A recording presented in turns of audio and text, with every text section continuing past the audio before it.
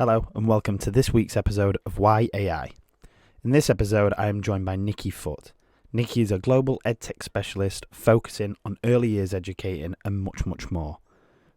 Join us today as Nici guides us through all of the experiences she's had working all over the world in education. I hope you enjoy. So, hello Nici, how are you doing? Hey Harry, I'm doing really well. How are you doing today? Yeah, brilliant. Thank you for coming on the episode. So yeah, are you Absolute okay, pleasure. Nici, to just sort of tell the audience who you are, what you do, and how it's come to be like that. Yeah, so I am an educator, born and bred really. Yeah, Started in education in 1998. So I've been in this sort of sphere and echo chamber for quite a long time. right, yeah, Um, I've worked for the last 15 years internationally. So I was very consider myself to be quite very privileged in the fact that I worked in the Caribbean for 6 years. It was really hard with yeah, my daily beach lifestyle. Um, I worked in Singapore for 6 years, and then yeah. I moved to Beijing and Bangkok. And then I was in Bangkok during COVID, actually, and in lockdown, completely nuked me emotionally and Yeah. physically. And so I came home.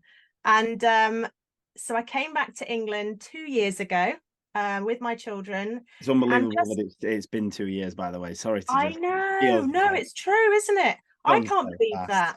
And to be honest, actually, that's really interesting because we're still reaping the effects of this. I think people keep saying, oh, well, we need to be moving on. Clap, clap, let's go. Yeah, And I just don't think people can. I know my daughter is 16 and has just finished her GCSEs and mm, going into A levels. And she is still struggling from a COVID life, yeah, emotionally. yeah. Um, Absolutely. I imagine that age as well, that it's a very so it's a very important age to be out in the world and socializing, isn't it? So it's out a in the world. And, so for me, I think when as parents, we want our children to be thriving academically. And we all know as educators, students aren't going to thrive academically unless they have those fundamental pieces put together. That trust, that love, that care, those social surroundings, all those pieces that help them to feel happy. And mm, I know with my own daughter, um, she doesn't go to parties. She doesn't go out. She goes shopping with a friend once every few months. These are the pieces that I worry about. At the moment, I'm not worried about her education because she's not thriving. And yeah. I believe fundamentally that is a COVID problem. Of course, yeah. Like it is a very, like I say, it's a very important age, isn't it? To, Yeah. obviously when I was that age, I was going out with my Yeah, friends all do you the remember we were time. going out, we're sneaking out windows, Yeah, coming back in the morning, yeah, nicking up mum and dad's yeah, martini bottles. yeah. Maybe that was just me. Not, Um, not getting quarantined. yeah, and she doesn't understand. I want her to be trying to push boundaries and going to festivals and doing all these things. Course. And I'm not getting that pushback from her. And that worries me. That terrifies me. Yeah, yeah, absolutely. So you came back to England from Singapore, and Yeah, from how has Bangkok at life that been point. for yourself since you came back? Oh, super interesting because it's such a different landscape. I Yeah, I imagine it's quite a culture shock as well, is it? Such Yeah. a culture shock. Yeah. So they say coming home was like going abroad, really, because I've been away for so long. I Mm. consider myself very international. My children have never, I've got three kids, all teenagers. My eldest is 18 next month. Well, And so they've never lived in the UK. Um, I see. and so that that was really weird for us to come back and sort of start to navigate. One thing I found really lovely about coming home was that, I mean, I love Waitrose and I love Marks and Spencers. I'm all Yeah. over that. Yeah. Okay. Yeah. And chocolate, because elsewhere in the world chocolate is rubbish and England is the best for chocolate. What's your So favorite? Is it are we on I'd there? say I'm a bit of a Galaxy fan. Whoa. So love Galaxy. Oh, also Yorkie. I Yes, love a of course. Yorkie. Yorkies are Yeah. great. Yeah, yeah, yeah. And then Underrated. if you're at the cinema, I'm a popcorn-ish / Maltesers. So if it's like one or the other, I'm not quite sure where to go. Yeah, fair enough. Yeah. But I think England is just, it's just, we're in a very, very funny phase. And it took me a little bit of time to work out where we were. I Hmm. was in Beijing Yeah. when COVID kicked off. Okay. So before I was there prior to COVID, and then COVID kicked off, and I was still there during COVID. And Right. I was working in an environment where we had one-to-one iPads. I was working with a year 3 class of about 22 kids. I'd say 80% of them were EAL, with students who were Chinese, Korean, Thai, Norwegian, Danish, that kind of thing. So we had a very, very wide spectrum of students from lots of different languages, and that was very normalized in my environment. And it was a private school, so it was an international school that basically catered to sort of embassy children or students who were I, basically living in Beijing because their parents were working there. okay. And so that's kind of the area and the domain that I had worked for quite a long time. But we were very privileged in the fact that we had access to a lot of resources. If I wanted access to online tools that had subscriptions, done. No You know, problem. absolutely done. Yeah. So we had a very tech rich environment, but we were also given a lot of scope in order to, and money and resources in order to really embed that technology into our own personal sort of literacy, digital literacy. We were able to go to conferences, we were able to learn and study and be part of community groups that learn together. And I think that was really, really fundamentally important in my journey, from going from a stay-at-home mum with my kids when they were very little to coming back into education 7 years later, and then really needing to rocket off into my career a little bit further. Yeah. So it just sort of assisted you really in quite a large way. Yeah, beautifully, actually. I mean, sort of, I started getting really, my background in technology was that my dad, at the age of 6, my dad's very big in technology. Yeah. And so always been very passionate about it since we had our Commodore 64 and Amiga 500 and that kind of stuff. Okay. And so he gave me a Windows 3.1 computer back in when this is the early 90s, and I was about 16. And he said, and he gave me a screwdriver. If you can take this apart and put it back together and it works, you can have it. And so there I was, screwdriver, took it all apart, laid all the pieces out, Wow. put it back together, got it working. And there I had my computer. So that's where I started. Yeah. And so always been really into technology, really. Wow. Right. Okay. And how have you felt since coming back to England? I imagine, it's quite a large difference to being in Beijing. Yeah, Consider what you have access to. yeah, really different. So I work now. So I went and worked for Edpuzzle for a little bit as a consultant, and supported them with their community team. And then I started working for Jigsaw 24 in the UK, which is a company really, which is what I love about them. I found a little bit of a home really for me. Okay. They're a brilliant little group to work with. But what I love about it is that I get to go into schools and work with teachers and students all at the time. That is my job. That's the meat and potatoes of really what I do. And I go in and I'm able to showcase and work on lovely projects, really building teachers' capacity, and really working with them from the ground up and looking at who they are, what they are doing currently in their classrooms, and what their next steps might be with that cohort of students. And some of the things that I see at the moment is that teachers are working with very limited resources. Right. They don't have enough capacity, enough funding within professional development. If you want to do professional development really well, there are certain conditions in order to get it to thrive and be impactful, really. And some of those things are the fact that you need communities working together. And when you've got the odd pocket of teachers working here, there, and everywhere, you see a lot of initiatives fall flat. And I also think teachers' confidence is very, very low right now. They are overwhelmed with an incredibly overpacked curriculum. The curriculum is ridiculous. the fact that they are juggling every single subject and every single initiative, and they have all of these priorities that are government priorities, school-based priorities, and then even curriculum lead priorities. And I work with the teachers, for instance, who have 80% EAL needs in their class. Wow. You know, 20% high level send, a part-time teaching assistant, and then they've got 4 or 5 different levels of responsibility in curriculum leads. And they're wondering why they've got no morale. Yeah, how is that manageable? The fact that they're not allowed, they're told they have to stay in school till 5:30. Well, to be honest, they're not going to leave anyway because they can't. Yeah, they've got too much to do. Yeah. Yeah, it's just too much. In regards to, you know, the for the namesake of the podcast, in regards so the actual podcast, should we get down to the less about me, more about AI? the AI side of things and how it's come into schools. You know, obviously AI isn't new. I say this all the time. AI is, you know, it's not new. People are, I think when people think of AI now, they think of ChatGPT and the fact that that's only been around for 6 months to a year. Yeah.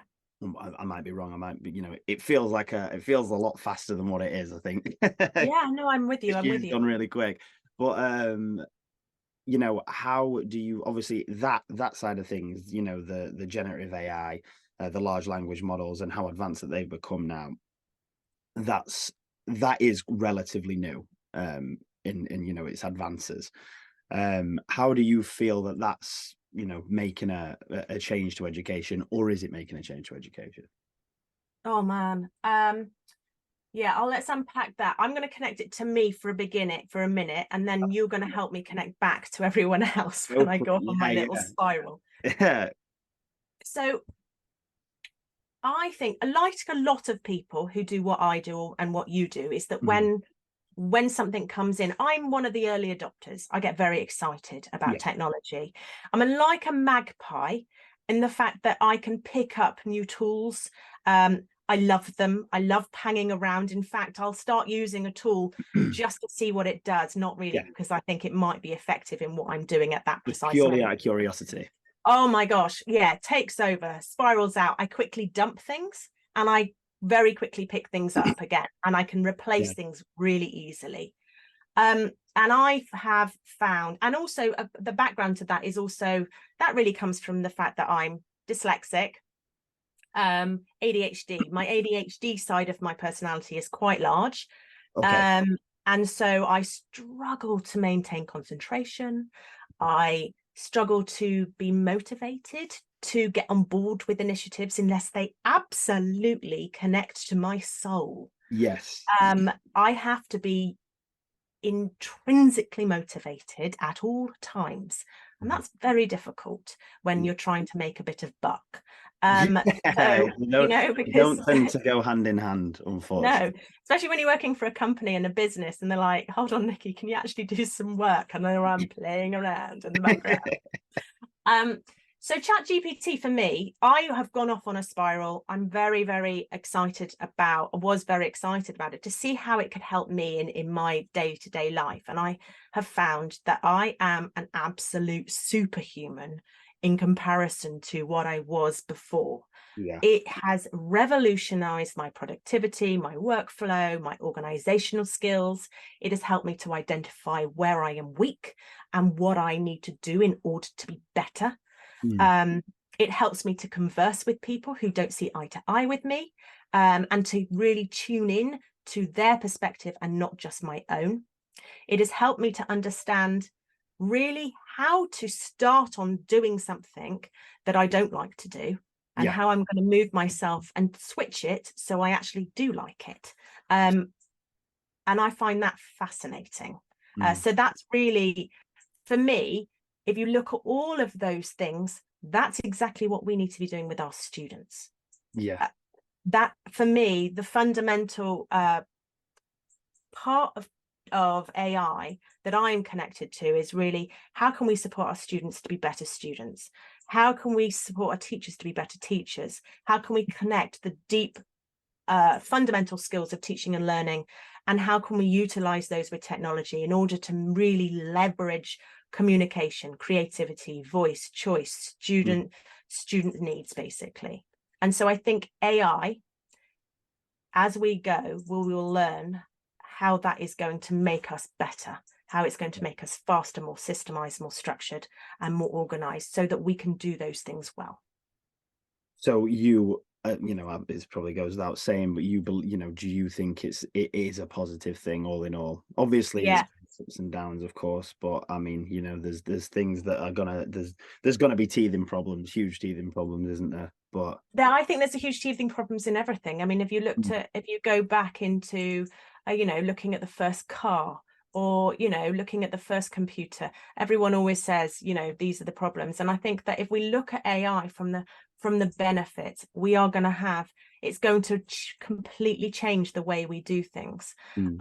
I think that the conversation, some of the things that I've struggled with in the past, is that we have a world that is made up predominantly of people who think similarly, okay, who think in a similar way. And we have a whole group of people who are neurodiverse, who have always struggled because they don't feel that they fit in. And for me, think that AI has really helped me to understand my strengths, and really tunes in and helps me tune in to really those creative pieces that I do well, and really helps me in order to become so much more efficient. Whereas before, getting started on a task, writing a list of what I've got to do, crafting sentences, my dyslexia really, I struggle with that. When I'm typing, I'm often making lots of errors. My sentences will be a bit jumbled up. When I'm thinking about what I've got to do with a project, I might say to ChatGPT now, and I talk to ChatGPT, that's my tool of choice. And I have tried to switch to other tools, but I always come back to this one. Okay. I might start and I just go, right. And I'll say, right. I'll type, right. Yeah. I'm to, and I talk to like, yeah, it's like, can you help me? Because I'm really struggling here to work out what I need to do in order to write an email. I don't need to write all of that. I could just write an email. But this is how my brain works. I need to say all those things. I need to get those things out so that I can process what I'm doing. So as I'm typing, right, I need to do this, I need to do this, I need to do this. ChatGPT can sort that out. I've used it in order to help me craft a presentation, for instance.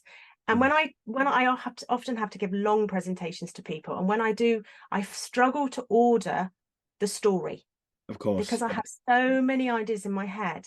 But what I can do now with ChatGPT is I can go into Otter, I can talk about my story while I stroll around my garden. It can record it, creates a transcript for it.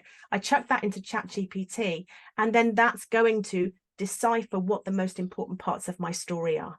It is quite incredible, isn't it? The functionalities are just, pretty endless, aren't they? In that regard, that sense of things.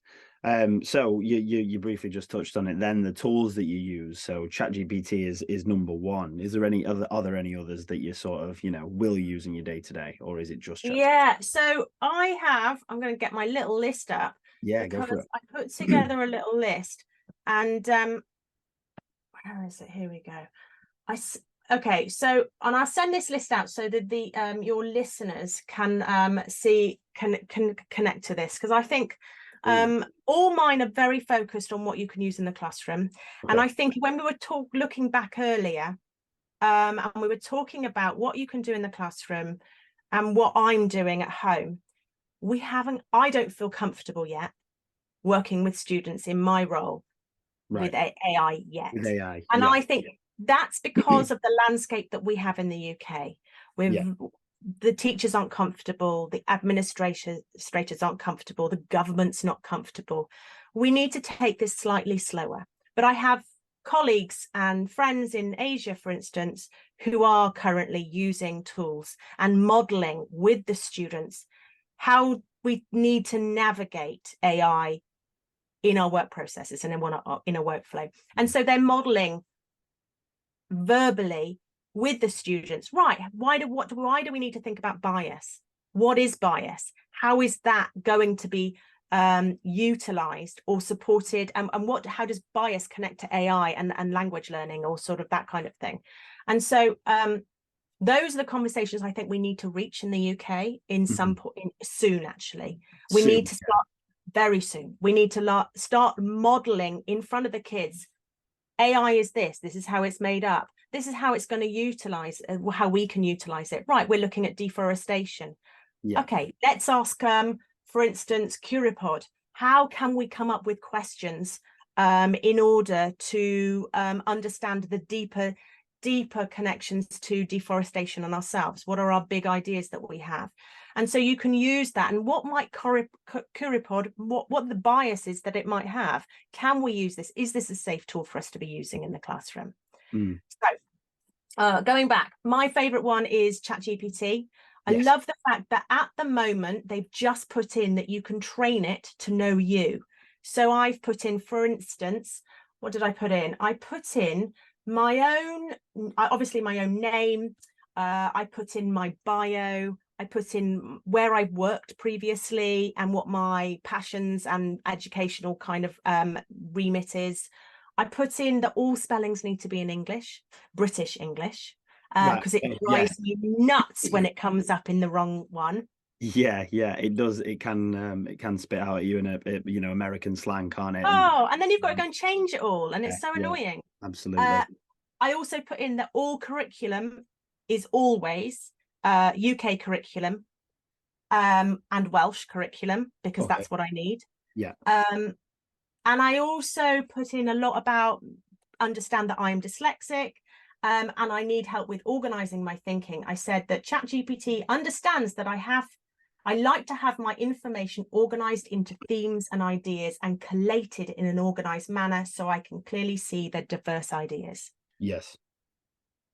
So it knows what you want, essentially. It knows what I want. Yeah. Like an the other day, go on. I keep talking over you. I'm so sorry. No, don't worry about it. It's obviously hard because we're not in person, so we've got the delay, haven't we? But no, so it's essentially like a personal assistant, isn't it? It's yeah, absolutely. Sorry, carry on. No, I've got another one. Are you ready? This is my new favorite one. Have you heard of I think it's .ai or .com? I have not, no. Oh my goodness me. This one is amazing. So pi.ai /talk is basically infused with empathy. Okay, right, wow. So basically, I asked it today and I said, okay, I have a podcast recording today where I'm a guest and we're digging into AI and education. What can I share about how I use you and AI and Pi as a tool and resource for my own life? And he says, ooh, your 15 minutes of fame. So exciting. Here are some things you could highlight about Pi's educational tool. And so it goes through. I mean, basically, personalized learning experiences, it tailors its conversations to the individual, adapting to their learning style and pace. It asks you questions. It models really, it takes you back each time and says, have you thought about, would you like me to dig into this idea? And gives you options. What I love about it is that it provides information on lots of skills. So I've used it in my own life. Really as I've used it for supporting me with my love/unlove life. And it's brilliant. Brilliant. Yeah. So when I'm navigating this little social remit in my mid-40s, of course, it's so interesting in how it helps me to think through what I'm feeling and my emotions that are going on, and it helps me process those emotions. It's unbelievable. It's unbelievably forward thinking. It'll be fantastic. It's just interesting to see how the world will change in every, not just education. Obviously, education is going to take a massive hit, isn't it? In a positive way, not necessarily a negative way. And it needs to. Yes, yeah, absolutely. It needs a kick up the bum. So that it might, in a lot of ways, be exactly what it needs. Would you agree? Yes, I think that in order to do it well, though, we need to be sure and confident that the powers that are in control are navigating this well, which means that they are communicating. If you look at government, if you look at regulators, if you look at data protection, if you look at the people who are creating AI, in order for this to do well in education, and I'm not talking about all the other areas of the world, but just in education, we need to know that our students are safe. Right. We need to be confident that these tools are going to be able to be used in our learning communities, and that they are private. And we also need to know that the government and that the people who are organizing these kind of things have really got this understanding and are communicating with each other so that we are confident to move forward. And I'm not sure that I feel like that yet. No, absolutely not. Well, Nici, obviously we're coming towards the end now. We don't have much. Well, we are running out of time, unfortunately. So just as a you know a final sort of goodbye from you, if you like, to the audience. You're not dying, but Not yet, anyway. would yeah, touch one. We're what do you have anything you'd like to say as as a bit of a send off? Any sort of advice for our fellow educators and listeners out there?